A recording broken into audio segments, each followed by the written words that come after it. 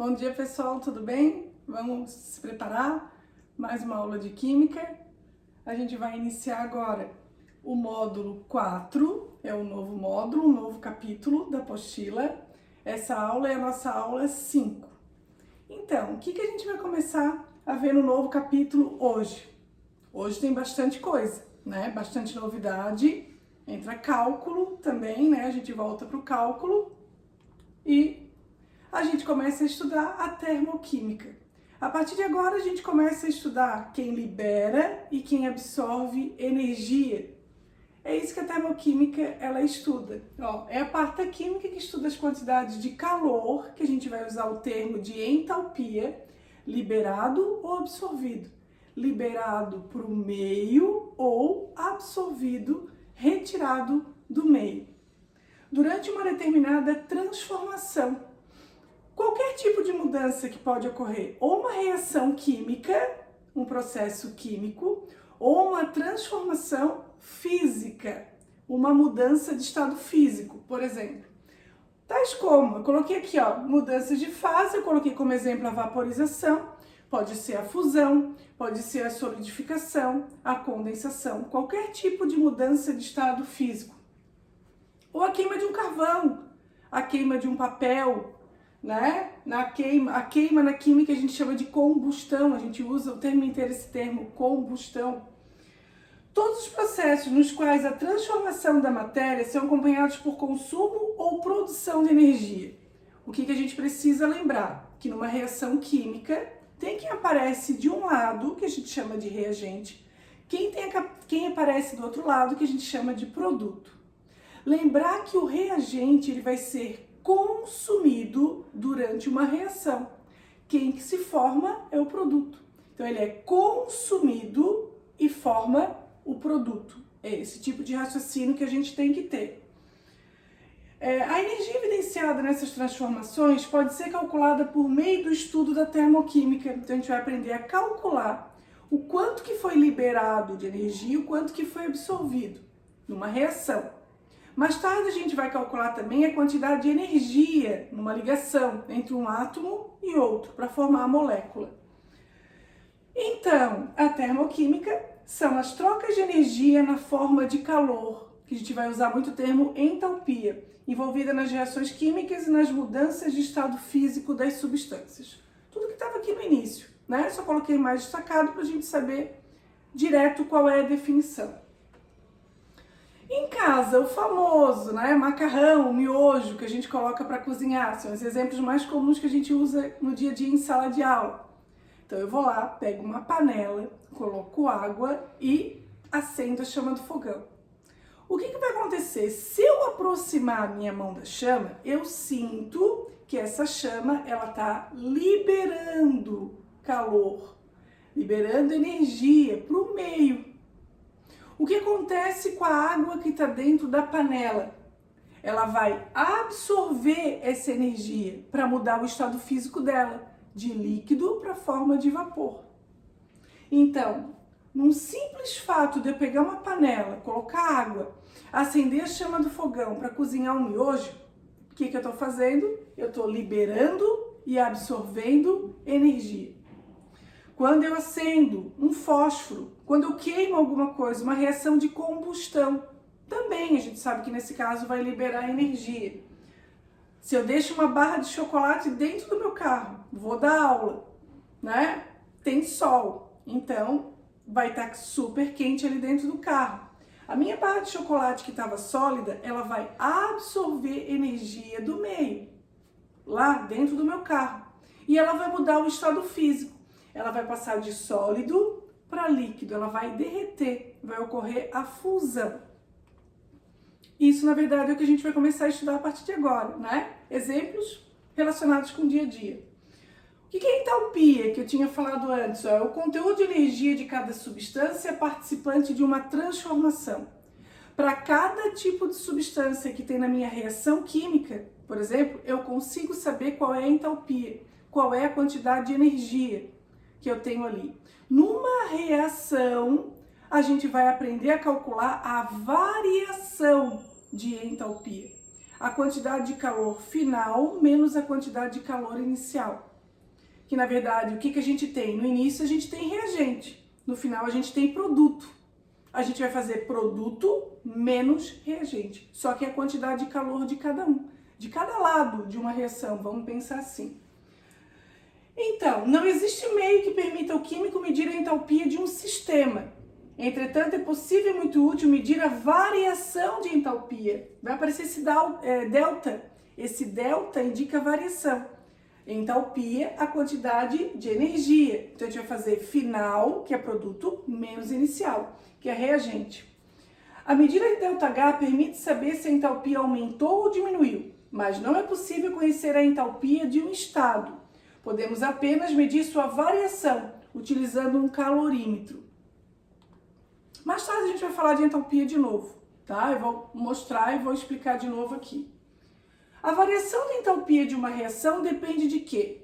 Bom, eu falei da barra de chocolate, né? Que estava dentro do carro, para ela mudar o estado físico, ela vai absorver energia do meio. Então depende da temperatura, né? A pressão, o estado físico, cuidado, a variação da entalpia é o meu resultado final, da minha reação, do meu sistema. Ele vai alterar se eu tiver na minha reação estados físicos diferentes de determinadas moléculas? Vai. Tem diferença se eu calcular, ou com ΔH, ou se eu pegar a quantidade de energia, uma entalpia de uma água no estado físico sólido, eu vou ter uma quantidade. Uma água no estado físico líquido, eu vou ter um outro valor de entalpia. E a água no estado físico gasoso, outro valor de entalpia. Estou falando da quantidade de energia. Lembra das moléculas, como é que elas se comportam. Uma molécula sólida ela é mais paradinha. A molécula gasosa, a energia cinética é maior, né? Ela se movimenta mais. Isso vai alterar a quantidade de energia, vai alterar a minha variação de entalpia. Número de mols é estequiometria. Por mais que vocês não gostem, na hora que vê uma reação, tem que fazer o balanceamento da equação. E, depois do balanceamento, o número de mol, essa estequiometria, a proporção da reação para cada substância, vai alterar no meu ΔH, na minha variação de entalpia? Sim. Então, tem que tomar muito cuidado, tá? Variedade alotrópica das substâncias envolvidas, o estado alotrópico. Então, vamos lembrar o que é uma alotropia. Então, é quando tem o mesmo elemento químico que pode formar substâncias simples diferentes. Então, a gente tem o carbono na forma de diamante e o carbono na forma de grafite. Isso a gente estuda lá desde o 9º ano, né? O fósforo vermelho e o fósforo branco. A gente tem também o enxofre rômbico e o monoclínico. Tudo isso vai aparecer de novo aqui, tá? Então, o que acontece? Isso também vai influenciar no nosso cálculo. Alguns vão valer 0, alguns estados alotrópicos, por uma questão de padrão, a gente vai ver daqui a pouco. Outros não. Outros vão ter valores, né, de estados alotrópicos. Então, isso também vai variar o meu ΔH, a minha variação de entalpia. Quais são os tipos de reações que tem? A gente viu que pode liberar ou absorver energia, pode liberar ou absorver calor. A gente começa a falar do tipo de reação que vai liberar energia, liberar calor para o meio. Esse tipo de reação a gente chama de reações exotérmicas, são aquelas que liberam calor. Na reação exotérmica a gente precisa saber também que a entalpia do reagente é maior que a entalpia do produto. Isso também é importante, lembra que delta está representando entalpia, tá? ΔH, variação de entalpia. Agora, olha só, quer dizer, escuta só, no processo exotérmico, o calor é cedido da mistura de reação, quer dizer, do reagente, para o meio ambiente. Como ocorre liberação, a entalpia dos produtos é menor, tá aqui ó, do que a entalpia dos reagentes. Então, eu sempre falo na sala de aula que se for montar um diagrama, que vai aparecer aqui também, quem é o rico da situação, quem está no alto do diagrama, que está com muita energia, que vai chegar ao ponto de liberar, é o reagente, tá? Os tipos de reações que vão aparecer para aquelas que liberam calor, liberam energia, ó, vai aparecer o reagente, o produto depois da seta e calor liberado. Pode vir escrito assim, calor, ó, ou calor liberado. Pode aparecer também um valor, tá vendo, ó? Aqui vai ter, ó, um valor no final da minha reação. Indica que essa reação, ela liberou 285,8 kJ, que é uma quantidade de energia. Vai aparecer também um ΔH, uma variação da entalpia negativa, uma variação da entalpia menor que zero. Isso também é um processo exotérmico que libera calor. As unidades de medida que a gente vai usar, joule, caloria, quilojoule e quilocaloria. O exemplo de uma reação exotérmica, o que mais aparece é com relação à combustão, a queima.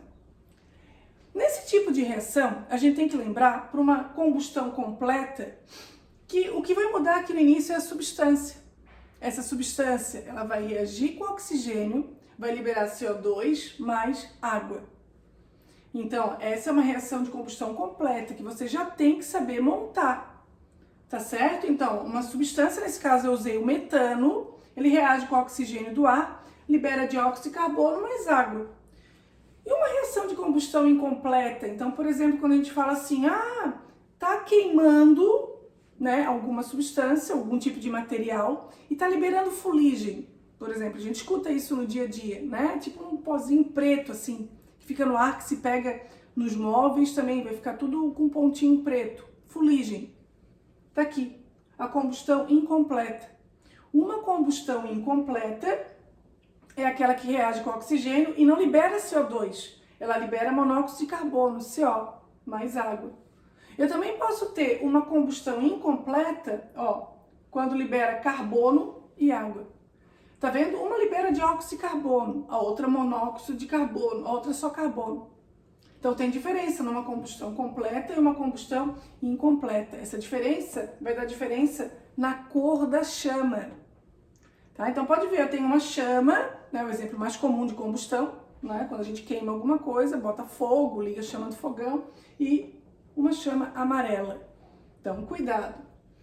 Coloquei como exemplo também a solidificação, mudança de estado físico de líquido para sólido. Agora não é uma reação, é uma mudança de estado físico. Então, a água que está na forminha de gelo derreteu, eu coloco de volta no congelador para ela voltar para o estado físico sólido. Ela vai ter que fazer o quê? Ela vai ter que liberar energia para o meio, para poder fazer essa mudança de estado físico. Ela vai ter que liberar calor para o meio. Quando eu vou fazer uma dissolução, eu vou dissolver um ácido ou uma base no laboratório. O ácido, principalmente, a gente tem que tomar muito cuidado no laboratório. Com a base também, mas o que a gente mais alerta com relação ao ácido. Quando a gente vai fazer essa dissolução, quando vocês forem trabalhar isso no laboratório, tem que lembrar que se eu colocar um recipiente de laboratório, um becker, por exemplo, com ácido, e eu jogar água em cima, aquilo vai ficar, é uma reação tão exotérmica que aquilo forma como se fosse uma chapa quente. E na hora que eu jogo a água, vai respingar água, né? Só que vai estar quente. Eu posso me queimar, posso pegar no meu olho, pode cegar, né? Então a gente vai fazer uma diluição. Eu vou colocar a primeira água e jogar lentamente o ácido. Eu vou dissolver esse ácido na água. Lentamente, porque é muito perigoso. A base é a mesma coisa, tá? Então tem que ser lentamente, porque senão ele é tão exotérmico, libera tanto calor que a gente pode se machucar. Um gráfico de uma reação exotérmica, olha o que eu tinha falado antes, um ΔH negativo, um ΔH menor que zero. Como é que ele é representado no diagrama, no gráfico? Ó, a entalpia do reagente é maior que a entalpia do produto. Aqui, ó, o gráfico, quem está no alto é o reagente, quem está embaixo, o produto. Lembra que numa reação, ela vai de reagente para produto. Aqui eu coloquei, ó, H de P menor que H de R e pode aparecer, como eu coloquei no outro slide, H de R maior que H de P. Cuidado, porque os alunos confundem muito isso, tá? A liberação de calor tá aqui. E vamos colocar valores para ver como é que fica. Ó, com valores, eu digo que essa reação, esse gráfico é uma representação de uma reação exotérmica que libera calor, porque N2 mais 3H2, né? O reagente, ele está no alto. E aqui eu tenho 2NH3. Então, é uma reação de formação da amônia, né? Então, tá aqui, ó, produto, reagente. Se eu fizer o contrário, eu vou ter uma reação de decomposição, né? Aí seria um processo que não era exotérmico, não iria liberar calor, ia absorver calor. Ia ser o contrário, tá? Um ΔH negativo, quer dizer, menor que zero, é um processo exotérmico, que libera energia, libera calor. E ao contrário vai absorver calor, vai absorver energia. É uma reação endotérmica, onde na endotérmica, quem vai estar no alto, quem vai estar numa boa, é o produto. Agora tem que a entalpia do produto é maior que a entalpia do reagente. Agora é o contrário do que a gente tinha visto antes, ó. No processo endotérmico, a mistura de reação, o reagente, absorve calor do meio. Isso permite prever que ocorrerá um aumento do conteúdo de calor do sistema. A entalpia final será maior que a inicial, ou seja, a entalpia do produto será maior que a entalpia do reagente, ou H de R é maior que H de P. Pode aparecer das duas maneiras, e os alunos confundem bastante. Na reação, a quantidade de calor absorvido tem que aparecer antes da seta. Vai vir escrito calor absorvido, ou vai vir escrito só calor, ou energia, às vezes aparece também, ou uma quantidade. Cuidado, porque o que a gente viu? Que o ΔH negativo, o valor negativo é para exotérmico, um ΔH positivo é para endotérmico. Só que olha aqui, se a gente voltar aqui um pouquinho, deixa eu ver aonde que eu coloquei isso, com relação à quantidade, aqui. A quantidade de calor, ela aparece no final. Tá vendo que aqui tem um sinal positivo? Os alunos costumam errar essa parte e dizer que isso aqui é endotérmico, porque o ΔH para os alunos é maior que zero, porque aqui é positivo. Cuidado, a quantidade de energia depois da seta indica que está liberando. E a quantidade de energia antes da seta indica que está absorvendo energia. Eu coloquei como exemplo duas mudanças de estado físico. Nesse caso, de líquido para gasoso, a vaporização, mais específico, quando eu estou secando roupa no varal, a água está evaporando. E eu coloquei aqui a fusão, o gelo derretendo, ao contrário de quando eu coloquei a forminha de gelo dentro do congelador. Agora, para mudar, é como a barra de chocolate que ficou dentro do carro. Vai ter que absorver energia do meio, absorver calor, para poder mudar o estado físico. A fotossíntese também é um processo endotérmico, que absorve calor. E o diagrama. Lembra que na exotérmico, quem ficava no alto era o reagente. Agora, olha aqui, quem fica no alto é o produto. O produto é que é o rico da situação, ele está no alto, né? Eu tenho agora H de P maior que H de R. Então, reagente para produto, o sentido desse gráfico agora de baixo para cima, tá certo? Aqui, a quantidade de calor, o ΔH positivo.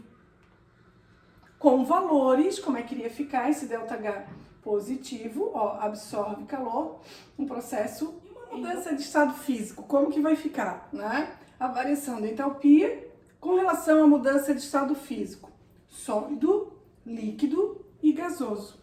Então a gente tem que lembrar que a mudança de estado físico, que a gente chama de fusão de sólido para líquido, precisa absorver energia. De líquido para gasoso, a vaporização, precisa absorver energia. É um processo endotérmico. Agora, ao contrário, quando eu tenho de gasoso para líquido, a condensação, pode aparecer liquefação também, ou de líquido para sólido, a solidificação. Está liberando energia para o meio. Eu tirei um exemplo, que é o exemplo, ó, o exercício 2, da página 357. Para a gente ver como que a gente vai resolver, né, juntar a parte teórica junto com o cálculo, porque é assim que aparece. Então, vai ter que fazer algumas regrinhas de 3. Agora, por enquanto, não tem fórmula. Daqui a pouco vai aparecer. Mas, por enquanto, não tem. Tá? Então, vamos ver como é que a gente resolve esse exercício da apostila. Em uma aula de Química Geral, o professor falava sobre a termoquímica, energia produzida por materiais orgânicos, e para esclarecer seus alunos, ele falou: sabe-se que materiais orgânicos, como fezes de animais, se armazenadas dentro de câmaras e colocadas sob determinadas condições de pressão e temperatura, podem produzir biogás, composto principalmente de metano, e concluiu: o calor de combustão do metano a pressão constante é de 2.880 kJ por mol. Com base nessas informações, assinale a alternativa correta. Letra A. O metano é um líquido inflamável à pressão atmosférica. Errada. Eu coloquei aqui, o metano, ele é um gás à temperatura ambiente. Na molécula de metano, cada átomo de hidrogênio é ligado ao átomo de carbono por ligações covalentes e possui estrutura piramidal. Tem que lembrar da geometria da molécula, vê que agora está misturando tudo. Errada. Qual é o tipo de geometria? Lembra que na regrinha a gente tem 5 átomos, e para 5 átomos a gente não fazia pergunta nenhuma, a geometria era tetraédrica. A combustão do gás metano é um processo endotérmico. Errada. A combustão é um processo exotérmico. A entalpia dos produtos é maior que a entalpia dos reagentes. Lembra que a combustão é exotérmico, então é o contrário. A entalpia do reagente é maior que a entalpia do produto. A queima de 5 kg de gás metano libera uma energia de 2,75 vezes 10 na 8. Vamos ver isso aqui, né? Vamos ter que fazer esse cálculo para ver se está certo. Então, essa é a alternativa que está correta. Então, vamos ver como é que se resolve. Ó, primeiro, eu peguei a massa que foi dada e passei de quilograma para grama. Tá aqui. É o primeiro passo.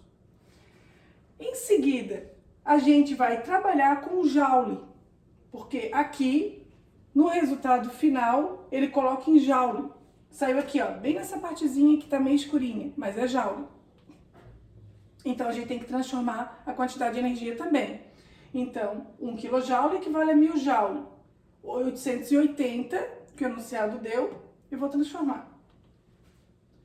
Eu preciso também, a gente tem um combinado, né, desde o primeiro ano. Sempre que o enunciado falar em massa, a gente precisa calcular a massa molar. Então, ó, calculei a massa molar do metano.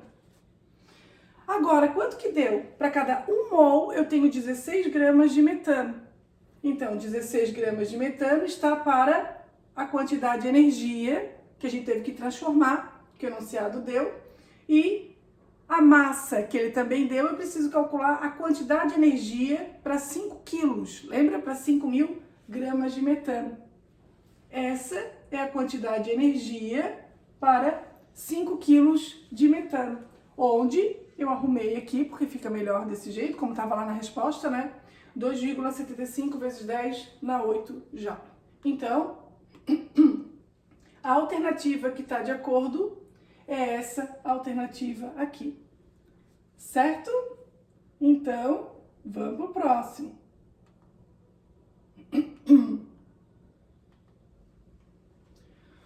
O próximo exemplo que eu coloquei é da página 361 e é o exercício 1 dessa página.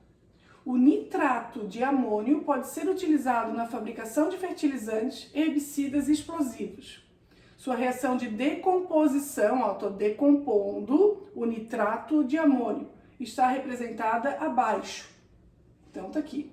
A energia liberada em módulo, quando 90 gramas de água, por isso que eu coloquei diferente aqui, agora eu vou ter que olhar para a água, lembra que o balanceamento é importante, a estequiometria, a gente precisa, são formados por essa reação. Massa. Qual é o combinado? Sempre que o enunciado falar em massa, a gente calcula a massa molar. Ele deu aqui a variação de entalpia, né? E ele quer saber para 90 gramas de água. Então, vou olhar aqui só para água. Primeira coisa, calcular a massa molar. Para cada 1 mol, eu tenho 18 gramas de água. Para 2 mols, a gente vai ter 36 gramas. Por que 2 mols? Eu falei que a estequiometria era importante. Eu tenho 2 mols de água aqui. Então, tem que observar isso.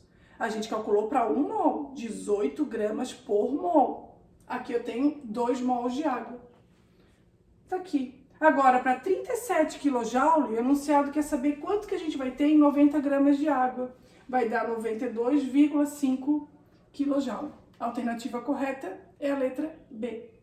Os demais exercícios dessa parte da apostila são no mesmo estilo do primeiro exemplo que a gente viu, esse aqui, né, dessa página, e esse que a gente acabou de resolver. Daí vocês já conseguem fazer o restante. Pode aparecer entalpia padrão de formação de uma substância. Pode aparecer como um H e uma bolinha, um H e um F, e ainda um H, uma bolinha e um F. Entalpia padrão de formação. Pode aparecer desse jeito, ó. Convencionou-se que uma substância terá entalpia zero no estado padrão, nas seguintes condições. Então, uma substância simples, ela vai valer zero numa reação. Só que tem condições para isso. Ó, substância simples, primeira coisa, a pressão tem que ser de 1 atm, o estado físico ou a forma mais comum, eu coloquei uma tabela para vocês para ficar melhor de entender, estado holotrópico mais estável, menos energético, e a temperatura. Olha o que eu coloquei aqui, as formas alotrópicas mais estáveis e menos estáveis. Tá? Então isso também é importante. A mais estável vai valer zero, a menos estável vai ter valor. Onde é que vai aparecer esse valor? Ou o enunciado vai dar separado ou a gente retira de uma tabela. Geralmente enunciado dá, a gente já vai fazer um exemplo assim. Tá? Então aqui eu tenho valores de várias substâncias de entalpia. Para calcular a variação da entalpia padrão ou variação da entalpia de formação, essa que uma substância simples vale zero, mas com aquelas condições, a gente aplica essa fórmula. Entalpia final menos a entalpia inicial. A entalpia do produto menos a entalpia do reagente. E eu coloquei um exemplo para a gente ver como é que fica. Ó. Determine a variação da entalpia de cada reação. Então já tem que observar o seguinte. A temperatura, a padrão, 25 graus Celsius. A pressão, também, de 1 atm. Substância simples vale zero. Naquelas condições, eu botei a tabelinha, né? Tem que prestar atenção nos estados alotrópicos. E os valores de entalpia do C2H2 e do C2H6. Notem que não foi dado do H2, porque é uma substância simples. Na variação da entalpia padrão de formação, substância simples vale zero. Eu coloquei a reação, tem que observar se a reação está balanceada, porque a estequiometria é muito importante. O número que aparece na frente, ele vai multiplicar a quantidade de energia que foi dada. Então, aqui eu tenho 1 vezes a quantidade de energia do C2H2, mais 227. Mais 2 vezes a entalpia padrão do H2. Não foi dado, é uma substância simples, vale zero. Do outro lado, eu tenho 1 vezes a entalpia do C2H6, menos 84,5. Fiz o balanceamento, peguei a estequiometria, multipliquei pela quantidade de energia. O que eu tenho? De um lado, antes da seta, o que sobrou é o reagente. Do outro lado, o que sobrou é o produto. Cuidado com os sinais, porque agora a gente vai aplicar a fórmula. Variação da entalpia igual a entalpia final menos inicial. A entalpia do produto menos a entalpia do reagente. Quem é o produto? Menos 84,5. E na fórmula tem menos, agora a entalpia do reagente. Quem é a entalpia do reagente? Mais 227. Menos com mais, ó, na multiplicação fica menos. Então, agora menos com menos, sinais iguais, soma e conserva o sinal. Então, vai ficar o quê? Menos 311,5 kJ por mol. Para cada 1 mol, libera essa quantidade de energia. Libera, porque o ΔH é menor que zero. O ΔH é negativo. Então, é uma reação exotérmica. Aqui estão os exercícios da apostila, para vocês tentarem resolver o mesmo estilo dos exemplos que eu coloquei aqui. Assim fica mais fácil de tentar entender essa parte da matéria e esse cálculo. Cuidado com o balanceamento, com a estequiometria, cuidado com o cálculo, né, com as vírgulas, que tem que ter muita atenção, porque se errar um númerozinho, erra tudo na equação. Certo? Até a próxima aula de assistência. Qualquer dúvida, é só perguntar na aula de assistência. A gente se encontra na próxima aula, então. Tchau!